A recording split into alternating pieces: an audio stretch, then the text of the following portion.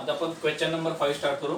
Question number 5 त्याच्यामध्ये आहे, assume that f dash of 3 equal to -1, g dash of 2 equal to 5, g of 2 equal to 3 and function दिलेलं आहे y equal to f of g of x. Then dy upon dx at x equal to 2 is equal to question mark. आता हा table जो मागचा question आपलं झालं होतं question number 4 त्याच्यावर डिपेंड एक्झाम्पल आहे. सेम तसंच एक्झाम्पल आहे, काहीच फरक नाही आहे. याच्यामध्ये फक्त लँग्वेज थोडी चेंज केलेली आहे. लँग्वेज कशी चेंज केली आहे, टेबल न देता याच्यामध्ये फक्त व्हॅल्यूज दिलेले आहे की x ची व्हॅल्यू 3 असताना f डॅश ची व्हॅल्यू किती आहे -1, x ची व्हॅल्यू 2 असताना g डॅश ची व्हॅल्यू आहे 5 आणि x ची व्हॅल्यू 2 असताना g ची व्हॅल्यू आहे 3. ठीक आहे. फंक्शन दिलेलं आहे y equal to f of g of x, composite function आहे म्हणजे f of g of x, function of function. तर फाइंड काय करायला सांगितलं आहे, dy upon dx at x equal to 0. मागच्या क्वेश्चन मध्ये आपल्याला असं विचारलं होते, फाइंड r डॅश ऑफ 4 किंवा r डॅश ऑफ 2 अशा प्रकारे क्वेश्चन विचारले होते. याच्यामध्ये थोडं वेगळं विचारलेलं आहे. याच्यामध्ये काय विचारलं आहे, हा जो y फंक्शन आहे ना त्याचा derivative with respect to x आणि कोणत्या व्हॅल्यू मध्ये, x ची व्हॅल्यू 2 असताना. म्हणजे आपण हे विचारत पडायचं नाही जास्त. म्हणजे आपल्याला इन शॉर्ट आपल्याला हे विचारलंय की हे y चे डेरिव्हेटिव्ह, y चा डेरिव्हेटिव्ह विचारला आहे म्हणजे याचा derivative at x equal to 2. म्हणजे याच्यामध्ये x ची व्हॅल्यू किती टाकायची, 2 टाकायची. म्हणजे अगोदर डेरिव्हेटिव्ह काढून घ्यायचा त्याच्यानंतर व्हॅल्यू टाकायची. ठीक आहे. सोल्युशन मध्ये जे आपल्याला दिले आहे ते लिहून घ्यायचं. गिवन दॅट सर्व हे व्हॅल्यूज द्यायचे. व्हॅल्यूज कशा आहे, f dash of 3 equal to -1, g dash of 2 equal to 5, g of 2 equal to 3. ठीक आहे. ठीक आहे. आणि y इक्वल टू दिलेला आहे, y equal to f of g of x. ठीक. आता याचा डेरिव्हेटिव्ह काढायचा आहे, y चा derivative with respect to x. Differentiating with respect to x,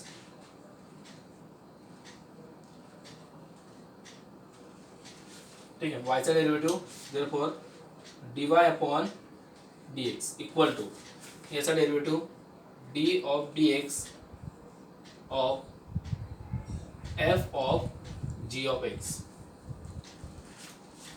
ठीक आहे. मग आता हे कॉम्पोजिट फंक्शन, बाहेरचा फंक्शनचा डेरिव्हेटिव्ह इनटू मधल्या फंक्शनचा डेरिव्हेटिव्ह.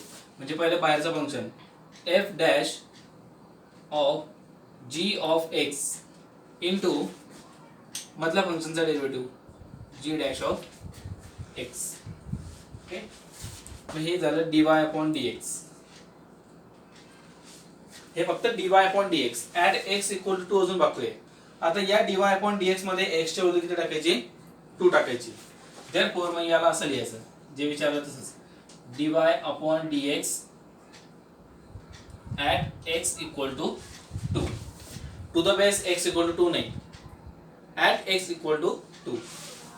ठीक आहे. म्हणजे याच्यामध्ये या फंक्शन मध्ये x ची व्हॅल्यू 2 टाकायची. म्हणजे f dash of g of 2 into g dash of 2 equal to f dash of g of 2. आता g ऑफ 2 किती दिलाय, 3. हे बघा g ऑफ 2 किती दिलाय, 3. म्हणजे ती व्हॅल्यू टाकायची 3 into g dash of 2. g dash of 2 किती आहे, 5. केली 5 इक्वल टू आता f डॅश ऑफ 3. बघा कॉम्पोजिट फंक्शनचं कसं असतं, जो मधला फंक्शन असतो त्या मधल्या फंक्शनचा आउटपुट हा बाहेरच्या फंक्शनसाठी इनपुट म्हणून धरला जातो. ठीक आहे. आता g ऑफ 2 ची व्हॅल्यू म्हणजे याचा आउटपुट 3, तर हा 3 बाहेरच्या फंक्शनसाठी म्हणजे f डॅश साठी इनपुट म्हणून धरला जाईल. म्हणजे याच्या x ची व्हॅल्यू म्हणून धरली जाईल. म्हणजे f डॅश ऑफ 3 किती मग -1 इनटू हा 5 ॲज इट इज, -1 इनटू 5 -5. म्हणजे dy अपॉन dx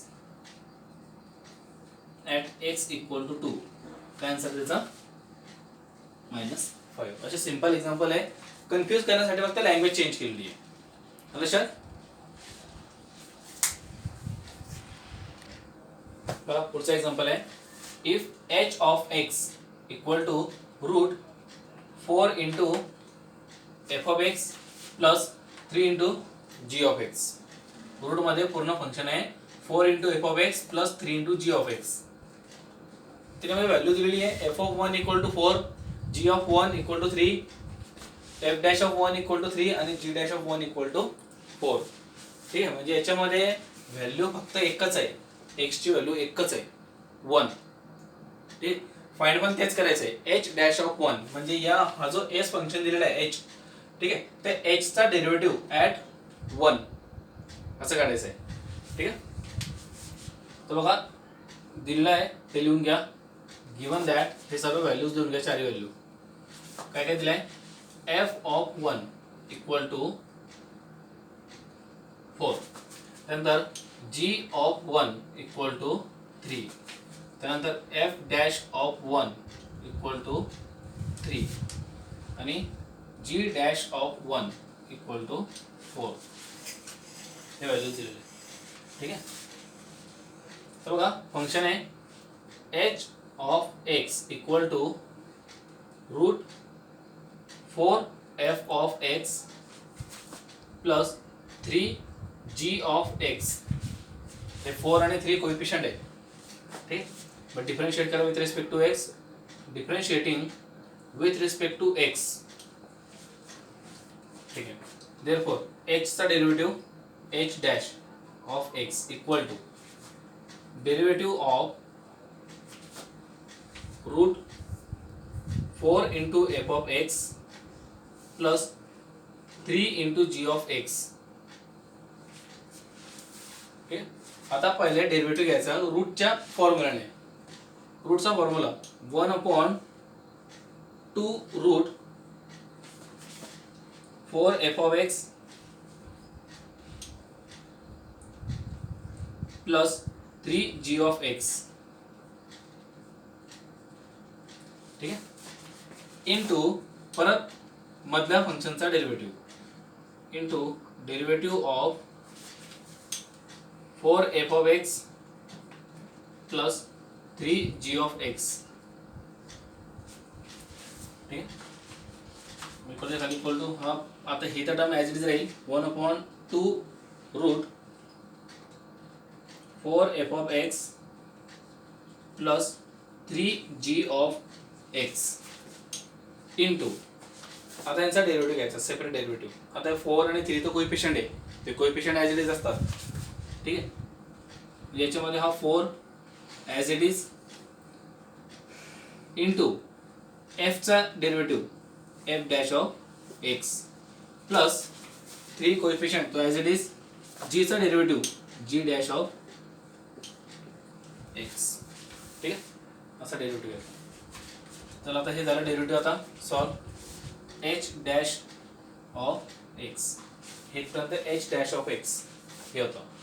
ठीक आहे, आता हे सिम्प्लिफाय होणार नाही, हे कट होणार नाही, कारण की हे f of x g of x आहे, हे एफ डॅश जी डॅश आहे, वेगवेगळे फंक्शन्स आहे. ठीक आहे, आता विचारलं काय फाइंड एच डॅश ऑफ 1, म्हणजे याच्यामध्ये एक्स ची व्हॅल्यू किती टाकायची, आपल्याला 1 टाकायची आहे. When x is equal to 1, when x is equal to 1, म्हणजे याच्यामध्ये x ची व्हॅल्यू आपल्याला काय टाकायची आहे 1 टाकायची. जिथे जिथे x दिसेल त्याची व्हॅल्यू 1 टाकत जायची. देयरफॉर इथं पहिलं सॉल्व केले h dash of 1 equal to 1/2 root 4 into f of 1 plus 3 into g of 1 into 4 into f dash of 1 plus 3 into g dash of 1. प्रत्येक ठिकाणी म्हणजे जिथे जे एक्स आहे त्याची व्हॅल्यू टाकली 1 टाकली आहे. आता याच्यावरून f of 1 g of 1 f dash of 1 g dash of 1 हे ते व्हॅल्यू आपल्याला दिलेलंच आहे, ते व्हॅल्यू फक्त आपल्याला टाकायची आहे. इक्वलच्या खाली equal to 1/2 root 4 into f of 1 किती आहे 4 टाकली 4 प्लस 3 इंटू जी ऑफ 1 किती आहे 3 ते टाकली इंटू साइन नाही पण दिला फक्त डॉट द्या into 4 into f dash of 1 किती आहे 3 plus 3 into g dash of 1 किती आहे 4 ठीक आहे.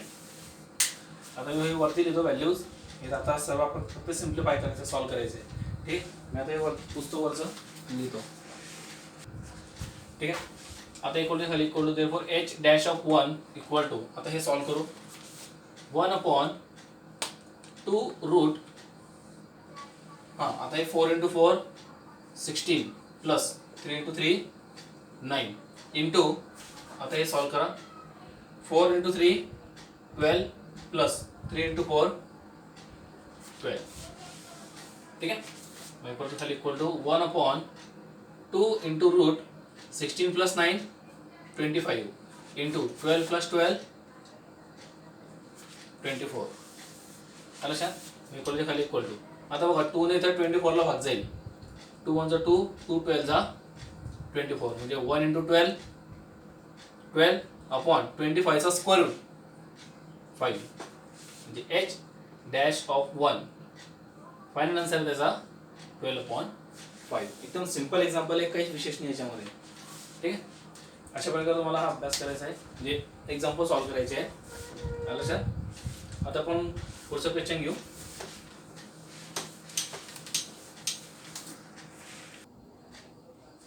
बघा 7वां एक्झाम्पल आहे find the x coordinates of all the points on the curve y equal to sin 2x minus 2 sin x where 0 less than or equal to x less than or equal to 2 pi where dy upon dx equal to 0 ठीक आहे. आता एक curve दिलेला आहे y equal to sin 2x minus 2 sin x तो curve असा असेल आपल्याला माहिती आहे साइन फंक्शनचा कर्व अशा प्रकारे असतो ठीक आहे. तर या कर्ववर आता याचं इक्वेशन हा y equal to sin 2x minus 2 sin x अशा प्रकारे हा कर्व असेल ठीक आहे. तर या कर्ववर असलेल्या जितके पण पॉइंट आहेत आता आपल्याला माहिती आहे कर्व कोणताही असो लाईन असो सर्कल असो इलिप्स असो हायपरबोला असो त्याच्यावर अनेक पॉइंट असतात कारण की आपण हे कशावर ड्रॉ करतो एक्स ऍक्सिस वाय ऍक्सिस वर आपण हे ड्रॉ करतो ठीक आहे. हे अशा प्रकारे जर असं असतील तर आपल्याला माहिती आहे एक्स कोऑर्डिनेट वाय कोऑर्डिनेट वर सर्व रिअल नंबर असतात आणि रिअल नंबर असतात म्हणजे ते इन्फायनाइट नंबर असतात. तर हे जे कर्व आहे y equal to sin 2x minus 2 sin x तर या कर्वच्या वर असलेले जितके पण पॉइंट्स असतील त्या सर्वांचे x कोऑर्डिनेट काढा फक्त x कोऑर्डिनेट म्हणजे x ची व्हॅल्यू ठीक आहे. एक्झाम्पल एकदम विशेष नाही आहे खूप मोठा आपल्याला फक्त एकच गोष्टीची गरज आहे की साइनच्या कोणत्या अँगलसाठी कोणती व्हॅल्यू असते कॉसच्या कोणत्या अँगलसाठी कोणती व्हॅल्यू असते जसं cos 60 √3/2 असतो ठीक आहे. sin 60 1 असतो 1/2 असतो ठीक आहे. अशा प्रकारे सॉरी cos 60 1/2 असतो ठीक आहे. sin 60 √3/2 असतो. हे आपल्याला अँगलचे फॉर्म्युला माहिती पाहिजे अँगलचे टेबल माहिती पाहिजे ठीक आहे. तर आपण हे सॉल्व करू. याच्यामध्ये काय करायचं कर्व काय दिलेला आहे y equal to sin 2x minus 2 sin x ठीक आहे. आणि x ची जी व्हॅल्यू आहे ते x ची रेंज दिलेली आहे रेंज डोमेन माहिती असेल ठीक आहे. तर x ची जी व्हॅल्यू आहे ती व्हॅल्यू कशी असेल 0 किंवा 0 पेक्षा मोठी आणि 2 पाय किंवा 2 पाय पेक्षा लहान म्हणजे 0 आणि 2 पायच्या मध्येच x ची व्हॅल्यू असेल लक्षात. आता हे x ला एक लिमिट देऊन टाकलेली आहे. आता x म्हटलं म्हणजे रिअल नंबर आहे आणि रिअल नंबर कोणताही नंबर असेल लक्षात. पण x ला या एक्झाम्पल साठी मर्यादित करून ठेवलेलं आहे लिमिटेड करून ठेवलेलं आहे की या एक्झाम्पल मध्ये x ची व्हॅल्यू एक तर 0 असेल किंवा 0 पेक्षा मोठी असेल आणि 2 पाय असेल किंवा 2 पाय पेक्षा लहान असेल म्हणजे 0 आणि 2 पायच्या मध्येच त्याची व्हॅल्यू लिमिटेड म्हणून करून टाकलेली आहे. अशी तर अनेक व्हॅल्यू राहू शकते त्याची ठीक आहे. आणि अजून एक मोठी गोष्ट दिली आहे dy/dx 0 dy/dx इक्वल टू 0 या इक्वेशनची व्हॅल्यू किती आहे 0 ठीक आहे. तर आपण दिलेला कर्व घेऊ गिवन दॅट जे दिलेलं आहे ते dy/dx सॉरी एक कर्वचं इक्वेशन लिहू y equal to sine 2x minus 2 sine x कर्वचं इक्वेशन आहे. आता dy अपॉन dx 0 दिलेलं आहे म्हणजे आपण याला y ला डिफरन्शिएट करू विथ रिस्पेक्ट टू x. याला डिफरन्शिएट करू आपण with respect to x. Differentiating with respect to x. Therefore y चा derivative dy upon dx equal to याचा डेरिव्हेटिव्ह घेऊ मग derivative of sin 2x minus 2 sin x. ठीक आहे, मग डेरिव्हेटिव्ह घेऊ सेपरेट डेरिव्हेटिव्ह घ्यायचा sin 2x. आता हा 2x कॉम्पोजिट फंक्शन आहे 2x आहे फक्त सिंपल x आहे का नाही. मग sin चा डेरिव्हेटिव्ह घ्या पहिले. sin चा डेरिव्हेटिव्ह काय असतो cos 2x इनटू परत 2x चा डेरिव्हेटिव्ह मतलब 2x त्याचा डेरिव्हेटिव्ह मायनस हा 2 कोएफिशिएंट आहे तो as it is sin x चा डेरिव्हेटिव्ह cos x. ठीक आहे, मग इक्वल खाली equal to cos 2x into 2x चा डेरिव्हेटिव्ह 2 मायनस 2 cos x खाली इक्वल टू 2 पुढे मल्टिप्लाय करून टाका 2 into cos 2x minus 2 cos x. आपण एक काम करू 2 कॉमन काढू 2 into cos 2x minus cos x. ठीक आहे, dy अपॉन dx ची व्हॅल्यू आला लक्षात. बट dy अपॉन dx काय दिलेलं आहे 0. मग dy अपॉन dx ची व्हॅल्यू यूज करायची. देअरफॉर आता हे पूर्ण equation 2 into cos 2x minus cos x equal to 0. dy upon dx ते इथे लिहिलं आणि dy अपॉन dx ची व्हॅल्यू लिहिली 0. पुढे रिझन काय since dy upon dx equal to 0 हे आपल्याला दिलेलं आहे. ठीक आहे, ठीक आहे, आता हे सिम्प्लिफाय करू. आता 2 इकडे मल्टिप्लाय आहे तो तिकडे डिवाइड होईल 0 होऊन जाईल. ठीक आहे, सॉरी तो 0 होऊन जाईल तर डिवाइड म्हणजे आपल्याला मिळेल cos 2x minus cos x equal to 0. ठीक आहे, मग मायनस cos x तिकडे या तो प्लस होऊन जाईल म्हणजे cos 2x equal to cos x that is cos x equal to cos 2x. आता हे इक्वेशन असं मिळालं cos x equal to cos 2x. ठीक, आता हा x काय आहे x या ठिकाणी अँगल आहे. ठीक आहे, x हा काय आहे अँगल आहे म्हणजे याचा इक्वेशनचा अर्थ असा आहे की x ची व्हॅल्यू काय पण राहू द्या याच्यामध्ये या रेंजच्या मध्ये. ठीक आहे, तर आपल्याला x चे असे व्हॅल्यू शोधायचे आहे म्हणजे असे अँगल की cos ची व्हॅल्यू आणि त्याच्या दुप्पट अँगल साठी cos ची व्हॅल्यू म्हणजे त्या पर्टिक्युलर अँगल साठी cos ची व्हॅल्यू आणि त्याच अँगलच्या दुप्पट साठी cos ची व्हॅल्यू कशी असते इक्वल असते. बघा cos x equal to cos 2x म्हणजे x साठी cos ची व्हॅल्यू आणि त्याच्या दुप्पट साठी cos ची व्हॅल्यू कशी मिळाली पाहिजे आपल्याला इक्वल. आता ते अँगल कोणती पण राहू शकतात किती पण मोठे राहू शकतात पण आपल्याला एक लिमिट दिलेली आहे की x ची व्हॅल्यू 0 आणि 2 पायच्या मध्येच पाहिजे. ठीक आहे, आता ते व्हॅल्यू कोणते बघा 0 आणि 2 पायच्या मध्ये. मी काय बोललो तर आपल्याला हे सर्व अँगल्सची व्हॅल्यू माहिती पाहिजे कॉस साठी. आता मला सांगा कॉस 0 काय असतो 1. ठीक, आता या 0 अँगल त्याचा दुप्पट करा. आता 0चं दुप्पट 0च म्हणजे cos 0 परत 1. ठीक आहे, म्हणजे x ची व्हॅल्यू जर 0 घेतली तर हे इक्वेशन सॅटिस्फाय होते. x ची व्हॅल्यू 0 घेतली तर इक्वेशन सॅटिस्फाय होते म्हणजे x ची पहिली व्हॅल्यू मिळाली 0. ठीक आहे, x ची अजून कोणती व्हॅल्यू बघा. x ची व्हॅल्यू आहे अशी 120 व्हॅल्यू बघा. आता cos 120. ठीक आहे, आता 120 म्हणजे आपण याला रेडियन मध्ये असं लिहितो 2π/3 cos 2π/3. आता याला आपण असं लिहू शकतो cos π मायनस 2π/3. कसं 2π/3 म्हणजे किती असतं 120. तर 120 ला आपण असं लिहू शकतो ना 180 - 60 पाय म्हणजे 180 आणि 60 म्हणजे काय पाय अपॉन 3. म्हणजे 180 ला आपण कसं लिहिलं 180 मायनस 60. हे पाय म्हणजे 180 आणि पाय अपॉन 3 म्हणजे 60. मग अलाइड अँगलच्या फॉर्म्युल्यानुसार म्हणजे कॉस पाय मायनस थिटा हा फॉर्म्युला असतो मायनस कॉस थिटा. मग या फॉर्म्युल्यानुसार हे कसं येईल मग cos pi minus pi by 3 म्हणजे मायनस कॉस पाय बाय 3. ठीक आहे equal to minus cos pi by 3 cos 60 किती असतो 1/2. आता काय करा या अँगलचं डबल करून टाका. याचा डबल काय होईल 4 pi upon 3. 4 pi upon 3 4 pi upon 3 म्हणजे 240. 120 चा डबल 240.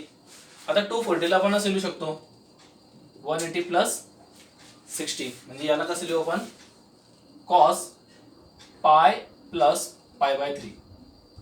पाय म्हणजे 180 पाय बाय 3 म्हणजे 60. ठीक. मग परत अलाइड अँगलचा formula cos pi plus theta तो सुद्धा काय असतो minus cos theta minus cos pi by 3 म्हणजे परत मायनस 1/2. म्हणजे एक्स ची व्हॅल्यू आपण जर एक्स ची व्हॅल्यू 2 पाय अपॉन 3 हे जरी घेतली ठीक आहे तरी हे इक्वेशन सॅटिस्फाय होते. म्हणजे आता एक्स चे दोन व्हॅल्यू मिळाले. ठीक. आता अजून एक एक्स ची व्हॅल्यू घेऊ कॉस 2 पाय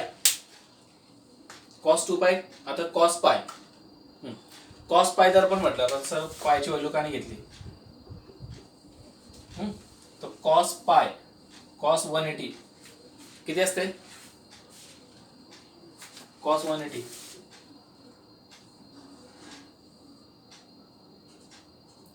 कॉस 180 आपल्याला माहिती हे ऑर्डर पेअर लक्षात ठेवायची नेहमी. एक्स म्हणजे कॉस थिटा आणि वाय म्हणजे साइन थिटा. तर आपल्याला एक्स ची व्हॅल्यू काढायची थिटा. थिटा आता किती आहे 180 डिग्री म्हणजे कुठे येतो एक्स ऍक्सिस वर. ठीक आहे एक्स ऍक्सिस वर कुठे येतो -1 म्हणजे कॉस पाय किती असेल -1 आणि त्याचा डबल करा कॉस 2 पाय म्हणजे इथं म्हणजे पूर्ण 2 पाय तो असतो 1. आता -1 आणि 1 दोघं इक्वल आहे का नाही म्हणजे एक्स ची व्हॅल्यू पण पाय घेऊ शकत नाही. अजून एक व्हॅल्यू त्याची मग 2 पाय कसं आता 2 पाय म्हटलं म्हणजे किती डिग्री होते 360 म्हणजे हे असं पूर्ण रोटेट होतं बरोबर. आणि 4 पाय म्हणजे काय याचा डबल 360 चा डबल हे इथून 360 परत इथून 360. ठीक आहे परत इथे आलं लक्षात म्हणजे एक्स ची व्हॅल्यू 2 पाय असताना सुद्धा हे काय येईल इक्वेशन सॅटिस्फाय होईल. आता याच्या पुढे आपण जाऊ शकत नाही कारण की आपल्याला लिमिट देऊन टाकली 2 पाय पर्यंतच. म्हणजे एकशे 3 व्हॅल्यू मिळतात 0 2 पाय बाय 3 आणि 2 पाय ज्यांच्यासाठी हे इक्वेशन सॅटिस्फाय होते. Therefore x is equal to 0 और 2 पाय बाय 3 और 2 पाय म्हणजे हे ते x कोऑर्डिनेट आहे या कर्व वर असलेले. ठीक आहे हे सोल्युशन आहे त्याचं.